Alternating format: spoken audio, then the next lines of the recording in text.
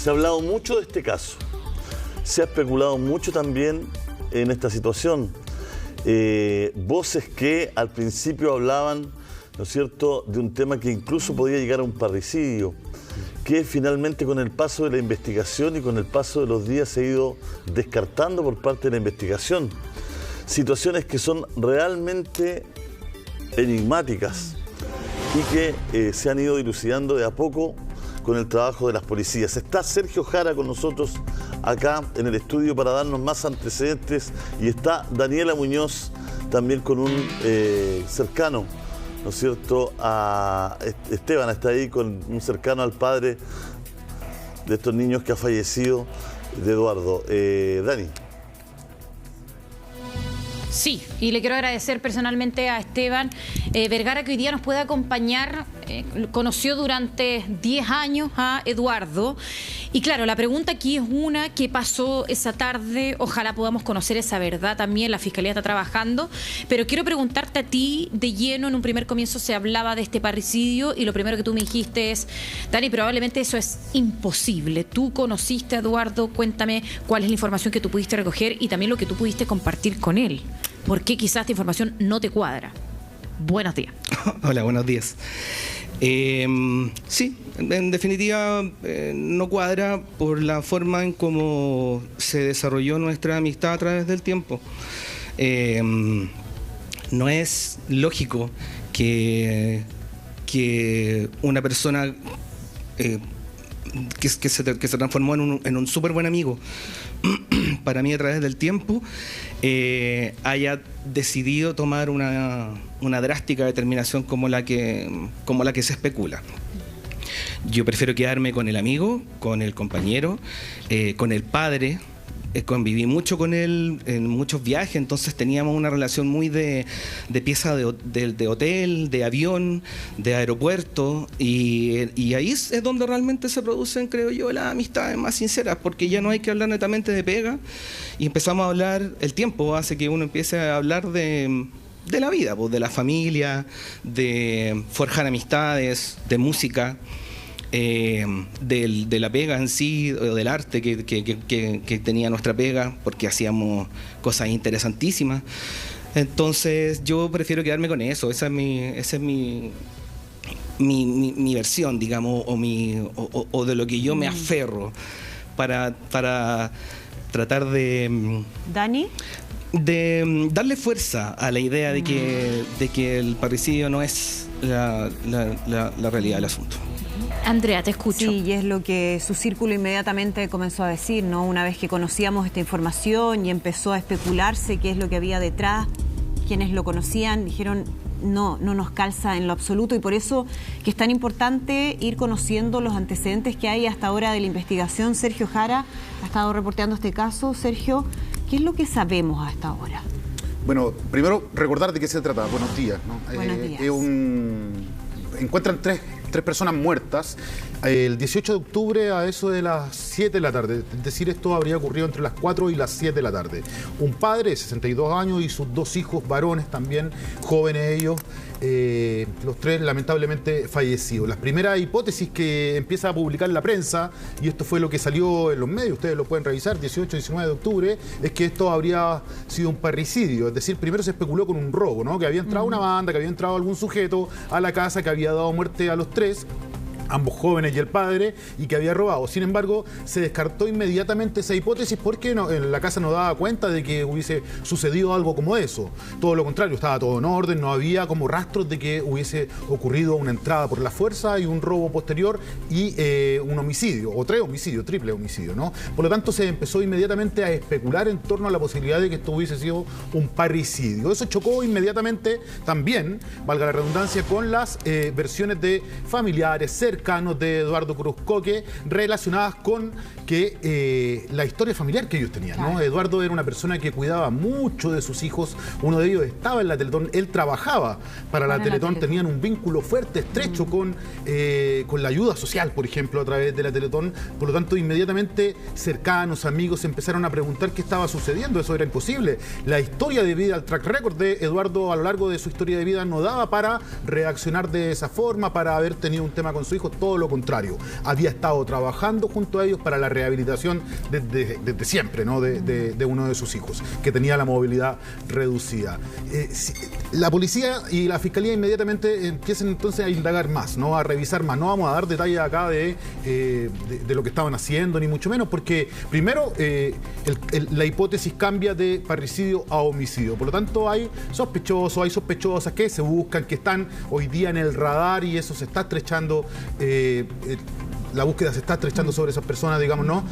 Hay que seguir levantando evidencia, y por lo tanto es mucho más difícil hoy día investigar el caso bajo esa hipótesis que haberlo cerrado con un parricidio simple y concreto. Pero lo que se encontró en el lugar, y por eso estamos en condiciones de señalarlo así, da para pensar que no fue un parricidio, que hay elementos que posicionan ahí a otras personas que podrían eventualmente, y lo vamos a poner en esos términos, Julio, Andrea, haber cometido el homicidio contra los dos muchachos, los dos jóvenes, son dos jóvenes más o menos 16, 17 años por ahí, y Eduardo de 62 años. Él estaba ese día con sus hijos porque le tocaba ese fin de semana cuidarlo, ¿no? ¿Y cuál sería el móvil, Sergio, si no hay robo?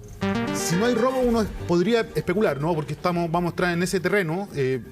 Tenemos datos, conocemos parte de la historia, pero son temas difíciles que están bajo investigación y bajo reserva también. Pero podrían haber siempre temas patrimoniales o de otra índole, Julio, que pudiesen llevar a una persona a cometer este tipo de delitos, y es lo que más o menos suele ocurrir siempre. Y lo vamos a dejar ahí para no poder profundizar más en eso. Pero independiente que no se pueda profundizar por el tema de la investigación, lo que sí no es un robo, ¿no? No es que entran a robar. Claro. No son ladrones comunes, digamos, ¿no?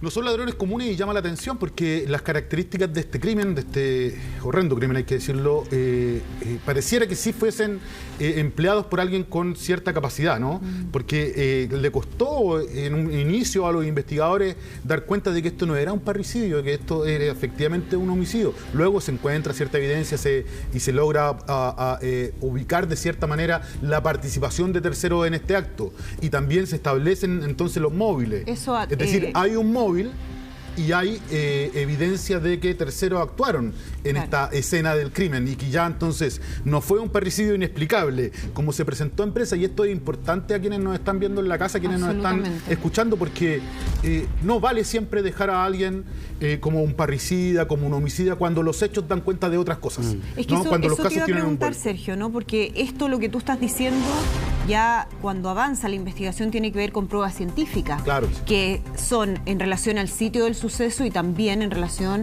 a los cuerpos. Ha sido un tema largo, ha sido muchos peritajes que se han realizado. Entiendo que ni siquiera se le ha podido dar sepultura a Eduardo Cruzcoque por lo mismo, ¿no? Claro, a los hijos se les dio sepultura, tuvieron su misa, tuvieron su funeral, y ahí hubo compañeros de trabajo de Eduardo, amigos de Eduardo también, familiares de Eduardo, ¿no? Exparejas, qué sé yo, que dieron cuenta de la forma en cómo él actuaba con su familia, en cómo él estaba con su familia, ¿no? Entonces les llamó mucho la atención. Es decir, alguien que comete parricidio no recibe ese tipo de despedida. ¿El cuerpo de él sigue en el servicio médico legal? El cuerpo de él sigue en el servicio médico legal, debiese salir... muchos días que lleva. Van 2 semanas. 15 días. Y eso es por la cantidad de exámenes que se le tienen que hacer al cuerpo, ¿no? Para determinar específicamente el tipo de herida que tiene. Recordemos que él muere por heridas cortopulsantes, y la idea es poder despejar cualquier cosa que ensucie en el fondo lo que determina el servicio médico legal. Claro. Y por eso ha estado durante tantos días. También hay una alta cantidad de demanda que tiene el servicio médico legal a propósito de muchos casos que han habido, pero este es especialmente complejo y por eso se han tomado ese tiempo. Están a la espera también de los exámenes toxicológicos que se tienen que hacer en todo tipo de casos. ¿Le puedo hacer una consulta, Sergio? Sí, que puedo responderle Sí, lo que pasa es que las personas, estoy hablando aquí, no damos nada por hecho, pero sí está la investigación, ¿no es cierto? La investigación ya es importante, es robusta. Aquí se habría actuado como para que se pensara que hubo un parricidio. Claro. O sea, no sé si el parricidio, pero por lo menos para mantener... Porque una situación es con la policía, claro, que se cometa este triple asesinato, pero otra es que inmediatamente toda la prensa sale informando, incluso en medios internacionales, de este parricidio que ocurre en Chile. Entonces, mi pregunta es, si hubiese acción de terceros, ¿Se actúa con la intención de que esto pasara como un parecido? Puede ser, no hemos llegado hasta ahí todavía, puede ser. A ver, lo que sí está establecido es que se actúa con la intención de ocultar este homicidio. Es decir, de cometerlo y no confesarlo, no entregarse inmediatamente, lo cual en el 95% de los casos de los homicidios es así. Por lo tanto, se toman ciertas acciones, Julio, te diría que no las puedo comentar. Espérenme un poco, vamos a estar en este caso obvio. en los próximos días también, pero hay que esperar que actúe la policía, que actúe la fiscalía, y una vez eso suceda vamos a estar entregando mayores antecedentes, pero se realizan ciertas cosas en el lugar, en el sitio del suceso, que se le llama, ¿no?, en el lugar de los hechos, en la casa, que dan cuenta de la participación de un tercero. Si este tercero quería que esto pasara como un parricidio o no, no lo sabemos todavía, pero pareciera que para allá caminaba el caso. El caso, porque a todos los que estuvieron ahí, incluso los vecinos, los testigos que declararon a la prensa ese primer día, dieron a entender que esto podría haber sido un parricidio. ¿Sabes por qué? Es que, perdona que te pregunte, porque de los datos que tenemos, de los antecedentes que se saben y que son públicos sin cometer ninguna infidencia, los niños, los hijos son asesinados de una forma similar. Claro, los dos. Y él ¿no es cierto? De otra forma. Como que se hubiera suicidado. Claro. Entonces, aquí, si es que hay participación de terceros y depende del móvil que tengan, no es que tú asesinas a 3 personas y te vas, o buscas algo y te lo llevas, o fuiste encargado por algo y lo haces de manera prolija, pero de una manera, podríamos decir, más estándar, matar a 3 personas. Acá hay una fórmula de asesinar que todo te lleva a cualquier camino. Si las policías no hubiesen tenido premura, o si quizás no hubiese habido familiares o vecinos que hubiesen dicho que esto era imposible de inmediato. Sí. De inmediato. Claro, que hubieran conocido la historia familiar. Quizás todos se hubiesen tragado el cuento de un parricidio. Sí. Entonces, por eso yo te pongo en la mesa. O sea, tampoco es un actuar tan común, ¿no? Totalmente. O sea, acá hay alguien que trató de inducir, de cierta forma, no sé si de manera intelectual o física, en este triple asesinato, ¿no es cierto?, para que la opinión pública o los medios informaran rápidamente de que era un parricidio. Claro, que eso fue lo que surgió el primer día, pero si ustedes revisan, yo estuve haciendo un trabajo ahí respecto de buscar declaraciones oficiales de autoridades respecto del tema del parricidio, y no existen esas declaraciones, o por lo menos yo no di con ellas. Por lo tanto, lo que se publicó los primeros días tiene que ver con versiones extraoficiales, que quizás algunas autoridades hayan entregado a los periodistas, como a veces suele pasar, pero se dio cuenta de un hecho como este a propósito de versiones extraoficiales. Pero de manera, es decir, no comprobadas ni verificadas, sino que todavía en camino, en proceso. Bien anticipada, pues, Sergio. Bien anticipada, ¿no? Porque además, en otros casos donde sí puede caber la duda respecto al comportamiento de un padre por sus antecedentes, por una historia familiar complicada, porque tenía un patrón de conducta, quisiera creer algo así, pero en este caso es todo lo contrario. Por eso que inmediatamente empieza a surgir la duda, porque todos quienes están en el entorno dicen, pero si él era un excelente papá, o sea, un papá dedicado, siempre preocupado de sus hijos, siempre atento. Entonces, ese patrón de comportamiento que sí hemos visto en otros casos donde efectivamente se empieza a pensar en un parricidio, no es lo que se ve en este caso. Claro. Y es lo que pensaban los cercanos también. Mira, Pablo Ugarte, ¿se acuerdan del cantante de UPA, no? Sí, claro. Banda, ya a lo mejor los más chicos no se acuerdan, pero una banda muy exitosa de Chile. Pablo Ugarte, familiar de Eduardo, lo entrevistan en The Clinic y dice, a propósito de esto mismo, ¿no? De esto mismo, porque Pablo fue al funeral de los hijos de Eduardo, como varios amigos y compañeros de trabajo también de Eduardo, y familiares de él que dieron cuenta de lo buen papá que era. Imagínense si esto hubiese sido parricidio, ninguno de ellos está en el funeral.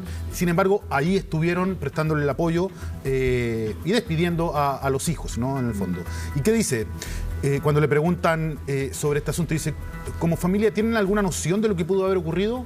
Y Ugarte dice, no, yo lo único que te puedo decir es que lo que haya ocurrido no es lo que trascendió al comienzo. Lo que trascendió al comienzo fue el parricidio. Claro. Yo estoy 99,99% seguro que Eduardo no atentó contra sus hijos ni contra él.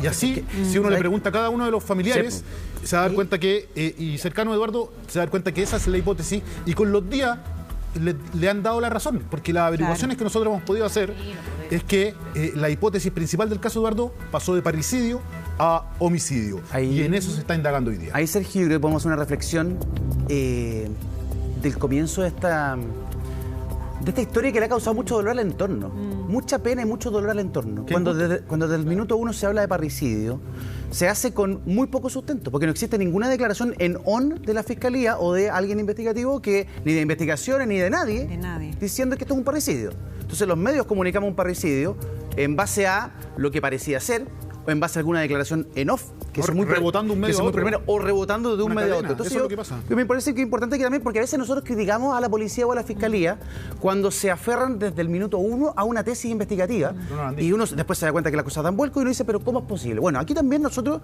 comunicamos algo que, y digo nosotros en general, ¿cierto?, los medios, respecto a un parricidio. Pero desde el instante 1 el entorno dijo que no. Claro. Cuando todos te dicen esto no es así, bueno, algo extraño tiene que haber. ¿Qué es lo extraño? No lo sabemos todavía. Yo sé que la investigación está bien encaminada, está bien avanzada y tiene bastante sustento. Pero nosotros tenemos que también reflexionar de cómo enfocamos esta información, porque hoy día se trata de Eduardo Cruzcoque, una persona connotada, querida, apreciada, valorada, conocida. Pero muchas veces se trata de una persona que no es conocida. Y las historias quedan plasmadas para siempre de una forma cuando no lo son. Claro, pero igual en el caso de Eduardo Cruzcoque, que estamos tratando, ¿sí?, ¿no es cierto? Todo lo que se produce te lleva a inferir que es un parricidio. Al comienzo, claro, cuando llega al sitio. Entonces, como una coartada ahí. Entonces, aquí hay un tema que también es más profundo, es alguien diseñó. Sí. Si es que, ¿no es cierto?, se llega a comprobar que hay acción de terceros, alguien diseñó una situación para que todo el mundo pensara eso. Y ojalá no solo se pensara eso, sino que, ¿no es cierto?, no hubiese una investigación tan profunda, se quedara en eso y finalmente continuara la vida. Aquí hay una oposición de parte de las propias familias que dicen, no, esto no es posible, esto no es así, y empiezan a aparecer pruebas físicas, que por el horario tampoco podemos describir, que empiezan a dar cuenta de una posibilidad de acción de terceros. Claro. Y de una puesta en escena que hablara de parricidio. Sí.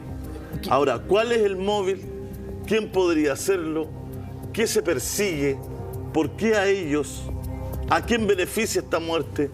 ¿Por qué una muerte de ellos juntas? Yo creo que eso es lo que está elaborando hoy día la tesis de la Fiscalía, ¿no es cierto? Y que entiendo que puede traer respuestas bastante inmediatas en los próximos días, Sergio. No es tan difícil, en todo caso, pensar cuál es un móvil como este, entendiendo que, en el fondo, a quién beneficia, ¿no? Uno siempre cuando le hacen daño a uno, uno tiene que preguntarse, ¿quién se ve beneficiado por esto? Es decir, si matan a Eduardo, a sus hijos, ¿quién se ve beneficiado por esto y qué gana, ¿no? Por ahí hay que empezar a pensar este caso, que es complejo, que es difícil, pero que ya va entregando cierta información. Yo les diría que lo que viene ahora es básicamente esperar que el servicio médico legal termine de hacer el trabajo respecto de la autopsia de Eduardo, entregue su cuerpo también a familiares y amigos para que le puedan dar una sepultura digna y despedirlo como toda persona se merece, por supuesto. Pero en paralelo a eso, lo importante de esa entrega del cuerpo de Eduardo es saber lo que dice el informe toxicológico y también el informe que tiene que ver con su autopsia definitiva. ¿Por qué? Porque la autopsia definitiva, entiendo yo, puede arrojar, y esto es lo más probable, la participación de terceros en la muerte de él. Y eso ya sería una prueba científica indeclinable de que esto no fue un parricidio, sino de que alguien le provocó la muerte a Eduardo. Y eso es para cualquier juzgado, digamos, y se vuelve difícil el caso para la Fiscalía en ese sentido, porque tienen que encontrar a ese tercero. Entiendo que hay elementos que ya permiten establecer más o menos el marco de quiénes podrían haber sido y todo eso, por las dificultades de la investigación, porque además está decretada bajo reserva y eso legalmente nos impide hablar de aquello. No nos vamos a referir más a eso, pero para allá va la investigación, ¿no? Y lo segundo es que también tienen que llegar los exámenes toxicológicos de los hijos, que si bien ya fueron entregados a su cuerpo, fueron enterrados también dignamente como lo merece cualquier persona. Esto es transversal siempre. Los informes toxicológicos de ellos todavía no están. Y esos informes también son clave para determinar la causa final de muerte de ambos muchachos, porque tampoco se sabe la causa final de muerte de ambos muchachos. Sí se entiende más o menos cómo murieron, pero hay que tener pruebas científicas respecto de eso. Y una vez que se despejen ambas cuestiones, se trabaja sobre los o el sospechoso. O sea, ¿Ya? en este O sea, caso hay ya gente sospechosa, pero está quedando en evidencia que uno no se puede quedar con la primera impresión de lo que parece ser algo, ¿no? De lo que parecía ser un parricidio o de una causa de muerte que parecía ser, quizás estamos frente a otra cosa, que puede haber sido bastante más planificada, y ahí también va a ser importante, Sergio, sumar a todos esos antecedentes, a todos los peritajes que se han hecho en el lugar de los hechos, con los cuerpos de las víctimas, quizás antecedentes de hechos que ocurrieron en el pasado y que no conocemos, que no se manejaban, que puedan ir de alguna manera armando este puzzle de qué pudo haber ocurrido detrás de esta historia, ¿no? por ejemplo, diferencias, conatos, pelea u otro tipo de circunstancias similar que haya tenido Eduardo con personas, con terceros. No que uno pudiera decir, tuvo discusiones, tuvo algunos conatos o pelea o de otra índole, para no precisar, digamos, que en el pasado haya tenido Eduardo y que hayan generado también un antecedente digamos, importante para lo que sucedió este 18 de octubre, que fue cuando asesinan eventualmente, lo vamos a poner también así, todavía hasta que no se ratifique científicamente, a Eduardo y a sus hijos, ¿no? Eso es importante para establecer que el móvil del caso se arrastra desde hace tiempo y no es simplemente algo que surgió en la última hora, en los últimos días. Porque este hecho ocurrió el 18 de octubre, se especula, se cree, ¿no?, que el móvil tiene que ver con algo de patrimonio y ese tipo de cosas, pero al parecer hay circunstancias anteriores, hace un año, qué sé yo, que también podrían explicar en parte los hechos que terminaron con la vida de Eduardo y sus hijos. Como yo le decía, lo importante ahora es obtener respuesta rápida del SML. Se han dado ya varios días, 2 semanas ha tenido el servicio médico legal el cuerpo de Eduardo. Se están practicando exámenes que son más allá de los exámenes normales que se realizan a cualquier persona cuando mueren. Hay que determinar científica y precisamente cuál es la razón de su muerte y las condiciones ¿no? Físicas en las que se le dio muerte. Ya hay cierta claridad en las policías, en la fiscalía, en las autoridades que investigan el caso respecto de que esto no fue un parricidio. Se lo volvemos a plantear así porque salió profusamente publicado hasta en el extranjero de que esto podría haber sido un parricidio. No podría, era un parricidio, salió así publicado, no asegurándolo como un hecho, cuando estaba recién comenzando el caso, cuando estaban recién surgiendo las primeras pistas y cuando estaba el servicio médico legal recién también haciendo las primeras pericias científicas. Entonces yo creo que la lección de esto, más allá de que en pocos días o semanas, digamos, vamos a tener nuevas noticias porque las investigaciones avanzan rápido también, es que tratemos estos temas con una perspectiva de derechos de las personas de manera más profunda. Las personas se merecen tener justicia en vida, pero también en muerte. Absolutamente. Y Eduardo cuidó siempre de sus hijos y lo que vimos en los diarios chilenos e internacionales fue una condena pública a alguien que ya ni siquiera podía defenderse. Claro, hay dos temas: hacer justicia, que es lo primero, pero también limpiar su imagen de todo lo que se especuló, todo lo que se habló, y me imagino que eso es lo que su círculo cercano, su familia, sus amigos, sus compañeros de trabajo es lo que buscan. Dani, tú estás ahí justamente con Esteban, que me imagino tiene ese mismo sentimiento, ¿no? Así es, y incluso estábamos escuchando atentamente la conversación, atentos a lo que también Esteban quería agregar, que finalmente tú accedes a dar esta entrevista para dejar en claro de que Eduardo habría sido incapaz de hacer algo así.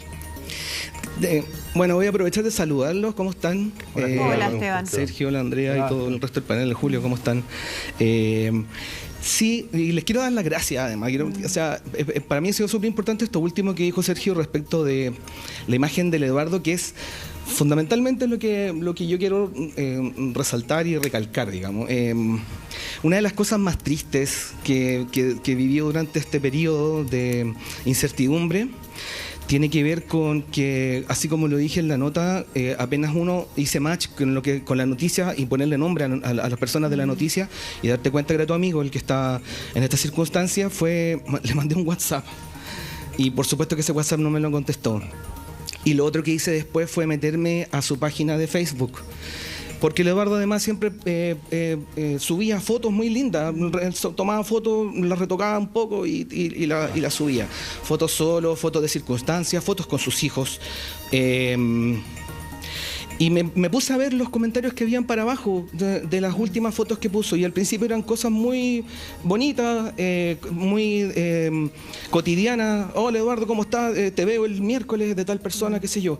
Si tú te metes ahora, la cantidad de gente que opinó y que dijo cosas feas y que se tomó la libertad de ensuciar el nombre del Eduardo solamente por estas cosas banales, superficiales, lo primero que se dice, de lo cual me siento un poco vergonzoso de ser chileno con respecto a eso, porque no es bueno quedarse con lo primero que escuchas, pues, sin tener una opinión más acabada, sin recabar más información de lo que está pasando, que es grave, que implica a mucha gente, que nosotros como amigos, sin ser yo el más amigo ni el más antiguo, viví unos años intensos con el Eduardo viajando. Entonces, esa es una de las fortalezas que me lleva a prestarle ropa al Eduardo. Yo en mis redes puse en algún momento: te presto ropa, te apaño todo el rato.